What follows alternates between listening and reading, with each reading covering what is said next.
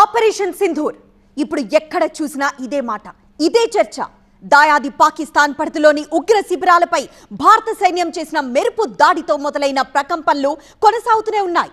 ప్రత్యర్థుల దాడులు తిప్పికొడుతున్న భారత దళాలు, అడుగడుగున కాల్పుల కలకలం, ఆగని బాంబుల మోత, ప్రతి క్షణం టెన్షన్, ప్రతి నిమిషం హై టెన్షన్. ఇలాంటి అప్డేట్స్ తో మీ ముందుకొచ్చింది ఎల్ఓసి క్షణ క్షణం. ప్రపంచంలోనే సెన్సిటివ్ బార్డర్, దశాబ్దాలుగా దద్దరిల్లుతున్న ఎల్ఓసి 3323 కిలోమీటర్లు, 5 రాష్ట్రాలు. పాక్ హద్దు మీరితే అంతే సంగతులా?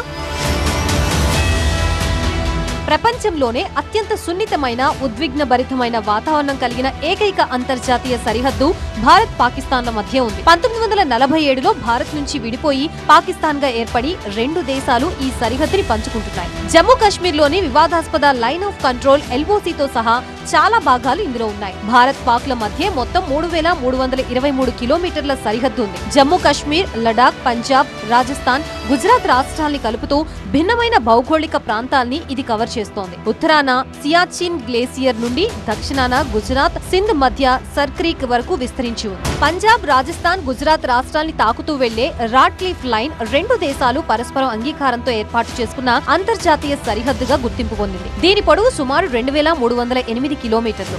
ఈ సరిహద్దు పంజాబ్ లో 425 కిలోమీటర్లు, రాజస్థాన్ లో 1170 కిలోమీటర్లు, గుజరాత్ లో 506 కిలోమీటర్లుగా ఉంది. సర్క్రీక్, సింధ్, గుజరాత్ మధ్య 96 కిలోమీటర్ల వివాదాస్పద ప్రాంతం ఈ సరిహద్దుల్లోనే భాగంగా ఉంది. భారత్ పాక్ సరిహద్దుల్లో అత్యంత కీలకమైంది ఎల్ఓసి. భారత్ పరిధిలోని జమ్మూ కాశ్మీర్, పాక్ ఆక్రమిత కశ్మీర్లని వేరు చేసే వివాదాస్పద సరిహద్దు ఇదే. జమ్మూ కాశ్మీర్లోని NJ 9842 పాయింట్ నుంచి మొదలై సియాచిన్ గ్లేసియర్ వరకు ఈ ఎల్ఓసి విస్తరించి ఉంది. సున్నితమైన బార్డర్లో రెండు దేశాల సైనిక బలగాలు ఎప్పుడూ ఫుల్ లోడింగ్ లో ఉంటాయి. సియాచిన్ గ్లేసియర్ లోని 110 కిలోమీటర్ల పొడవైన ఫ్రంట్ లైన్ ని వేరు చేసే AGPL మరింత కీలకమైంది. ఇక్కడ పాక్ తో పాటు చైనా కూడా భారత్ తో సరిహద్దు షేర్ చేసుకుంటోంది. భారత్ పరిధిలోని జమ్మూ కాశ్మీర్, పంజాబ్ ల సరిహద్దుని వర్కింగ్ బౌండరీగా పిలుస్తారు. 202 కిలోమీటర్ల ఈ లైన్ కూడా ఇంటర్నేషనల్ బార్డర్ గా ఉంది. భారత్ లాంటి దేశానికి సరిహద్దు అంటే సాదాసీదా వ్యవహారం కాదు. అందులోనూ పాకిస్తాన్ లాంటి ఇరుగు పొరుగు ఉన్న చోట అది శత్రు దుర్భేద్యంగా ఉండాల్సిందే. అందుకు తగ్గట్టే ఇక్కడ భారత ఆర్మీ, బోర్డర్ సెక్యూరిటీ ఫోర్స్ సహా ఇతర పారామిలిటరీ బలగాలు కలిసి బలంగా పనిచేస్తాయి. 150,000 ఫ్లడ్ లైట్లతో ప్రకాశవంతంగా కనిపించే భారత్ పాక్ బార్డర్ అంతరిక్షం నుంచి సైతం కనిపిస్తుందంటే ఇక్కడ పర్యవేక్షణ స్థాయిని ఊహించుకోవచ్చు. ఎల్ఓసి వెంబడి భారత సైన్యం నుంచి 2 కార్ప్స్ తో పాటు అనేక బోర్డర్ సెక్యూరిటీ ఫోర్స్ బెటాలియన్లు 2018 నాటికే భారీ స్థాయిలో మోహరించాయి. రీన్ఫోర్స్డ్ కాంక్రీట్ బంకర్లు, ఎక్కడికక్కడ చెక్ పోస్టుల్లో గస్తీ కాస్తూ స్మాల్ ఆర్మ్స్, రాకెట్ ప్రాపెల్డ్ గ్రెనేడ్స్, మోటార్లు, ఆటోమేటిక్ గ్రెనేడ్ లాంచర్లతో సన్నద్ధంగా ఉంటారు సైనికులు. అందుకే 1984 నుంచి వివాదాస్పదంగా ఉన్న సియాచిన్ బార్డర్ లో భారత సైన్యం ఆధిపత్యం కొనసాగిస్తూనే ఉంది. 1965లో ఏర్పడిన BSF లో ప్రస్తుతం 192 బెటాలియన్లు ఉన్నాయి. ఇవి పంజాబ్, రాజస్థాన్, గుజరాత్, జమ్మూ కాశ్మీర్ లోని కొన్ని భాగాల్లో కీలకంగా వ్యవహరిస్తూ ఉంటాయి. సరిహద్దు చొరబాట్లు, స్మగ్లింగ్, ఉగ్రవాద కార్యకలాపాల్ని నిరోధించడంలో BSF దే కీలక పాత్ర. ఇక సెంట్రల్ రిజర్వ్ పోలీస్ ఫోర్స్ గా ఉన్న CRPF ఉగ్రవాద వ్యతిరేక కార్యకలాపాలకి సహాయం అందిస్తోంది. BSF సెన్సార్లు, నెట్వర్క్లు, ఇంటెలిజెన్స్ మరియు కమాండ్ కంట్రోల్ సొల్యూషన్స్ ని ఏకీకృతం చేసే వ్యవస్థ CIBMS. ఇది సరిహద్దు పరిస్థితులపై సమయానుకూల అవగాహనని మెరుగుపరుస్తుంది.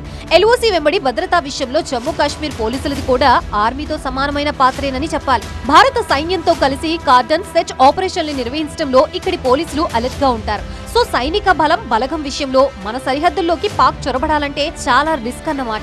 ఫెన్సింగ్ ఇన్ఫ్రాస్ట్రక్చర్ విషయానికి వస్తే 3323 కిలోమీటర్ల సరిహద్దులో 2024 నాటికి 2064 కిలోమీటర్ల ఫెన్సింగ్ ని పూర్తి చేసింది భారత్. మిగిలిన రివర్, మార్షీ, ఫారెస్ట్ ఏరియాని ఫిజికల్ అండ్ నాన్ ఫిజికల్ బారియర్లతో కవర్ చేసింది. Anti drug, anti terrorism, patrolling, anti tunnel mechanism ని బలోపేతం చేసేలా సరిహద్దు రోడ్ల నిర్మాణం కూడా జరుగుతోంది. ఫెన్సింగ్ 80% చొరబాట్లని తగ్గించినప్పటికీ ఉగ్రవాదులు టెనల్స్, డ్రోన్లని ఉపయోగిస్తున్నారు.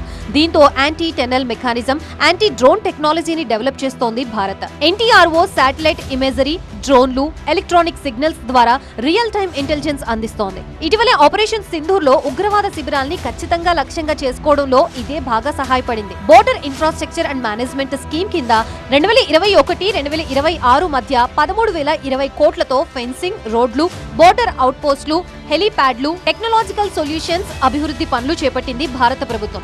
దీంతో భారత్ బార్డర్ మరింత బలీయంగా మారిందనడంలో సందేహం లేదు. 1947లో భారత విభజన తర్వాత తలెత్తిన జమ్మూ కాశ్మీర్ వివాదం LOC AGPLల ఏర్పాటుకి దారితీసింది. 1965, 1971, 1999లో జరిగిన యుద్ధాలు, లేటెస్ట్ ఆపరేషన్ సింధూర్ ఈ సరిహద్దు యొక్క వ్యూహాత్మక ప్రాముఖ్యతని తెలియజేస్తున్నాయి. అందుకే ఈ సరిహద్దు ప్రపంచంలోనే అత్యంత సున్నితమైన, అత్యంత ప్రమాదకరమైన సరిహద్దుల్లో ఒకటిగా చరిత్రకెక్కింది. ఇక్కడ భారత సైన్యం తగ్గేదేలే అన్నట్లుగా వ్యవహరిస్తూ ఉండటం పాక్ కి చెమటలు పుట్టిస్తోంది. ఏ రకంగా చూసినా శత్రు దుర్భేద్యమైన బార్డర్ సెక్యూరిటీనే భారత్ కి ఉంది. అయితే మనం ఎంత బలంగా ఉన్నా ప్రత్యర్థి కపట పన్నాగాలు పన్నితే ఇబ్బందులు తప్పవు. అందుకే ఆపరేషన్ సింధూర్ తర్వాత పాక్ మరిన్ని కుట్రలకి తెగబడే అవకాశం ఉండటంతో వాటిని సమర్థవంతంగా తిప్పికొట్టేందుకు సన్నద్ధమవుతోంది భారత సైన్యం. ఇప్పటికే పంజాబ్, రాజస్థాన్ సరిహద్దులు మూసివేసింది BSF. అనుమానిత చర్యలు గుర్తిస్తే చాలు షూట్ ఎట్ సైట్. ఆ రెండు రాష్ట్రాల్లో మిసైల్ వ్యవస్థని కూడా సిద్ధం చేశాయి భద్రతా దళాలు. సరిహద్దు ప్రాంతాల్లో యాంటీ డ్రోన్ సిస్టమ్స్ ని ఏర్పాటు చేసి జనాల్ని సురక్షిత ప్రాంతాలకు తరలించే ప్రణాళికల్ని సైతం సిద్ధం చేశాయి. ప్రజా సమావేశాలు, బహిరంగ సభలపై ఆంక్షలు విధించిన దళాలు హై అలర్ట్ లో ఉన్నాయి. జోధ్పూర్, బికనీర్, శ్రీగంగానగర్, జైసల్మీర్, బర్మర్ జిల్లాల్లో స్కూళ్లు మూసివేయడంతో పరీక్షలు వాయిదా పడ్డాయి. మొత్తానికి ఆపరేషన్ సింధూర్ తో ఆగమాగమవుతున్న పాకిస్తాన్ నుంచి ఎలాంటి ఎదురుదాడి ఎదురైనా ప్రతిఘటించేందుకు బార్డర్ లో రెడీ అంటోంది ఇండియన్ ఫోర్స్.